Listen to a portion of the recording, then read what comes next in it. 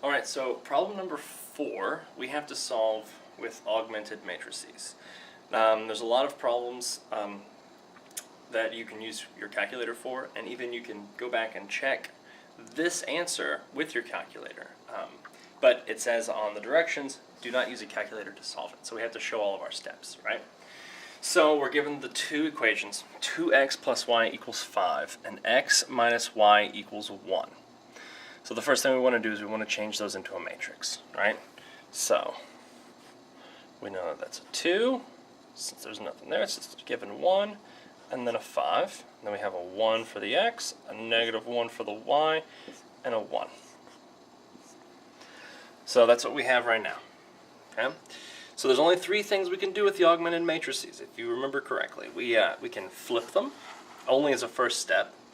We can multiply by the reciprocal or divide by a number in order to make it 1. Or we can multiply the opposing row. Multiply the opposing row by a given number so that we can add them together and get a 0. Right? So this is the first step. We want a 1 where this 2 is right here. So what we're going to do is, since there's a 1 down here, we're just going to flip these bad boys. And then we can just rewrite them. The second row can be the first row. And then the first row becomes the second row. Well, that's done. We got our 1 there. Well, now we want a 0 where this 2 is. So, like I said earlier, we can multiply by the reciprocal to get a 1, or multiply by a given number to add them together and get a 0. Right? So for this, we want a 0 here. Well, anytime we want a 0, that's when we're going to multiply a row and then add them together. It's essentially elimination by addition, right? What we just did. So since we have a 2 and there's a 1 here, we just have to multiply this whole first row by a negative 2. That way we can add them together, right? So let's do that. If we multiply 1 by a negative 2, we have a negative 2. And multiply a negative 1 by a negative 2, we have a positive 2. And then a negative 2 by a 1, again we have a negative 2. So then we can write in that second row, add them together. We're left with 0, 3, and a 3.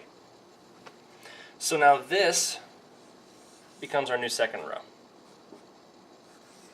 Nothing in the first row changes. We only did that to get to the second row.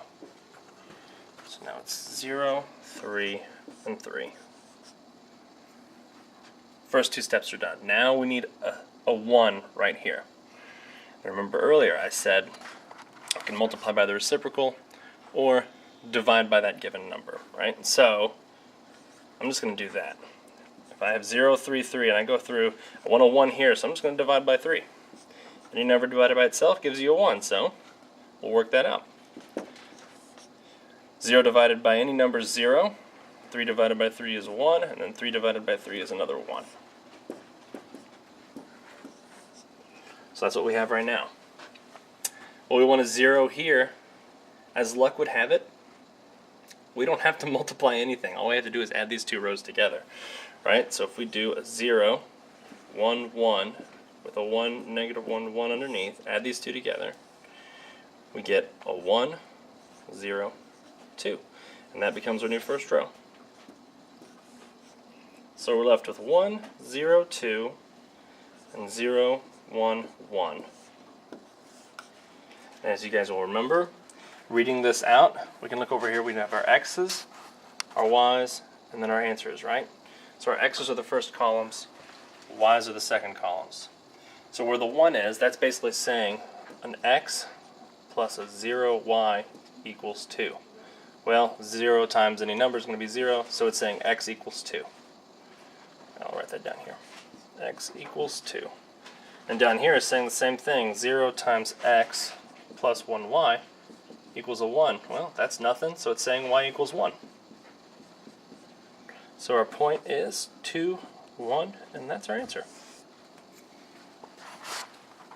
Not bad, right?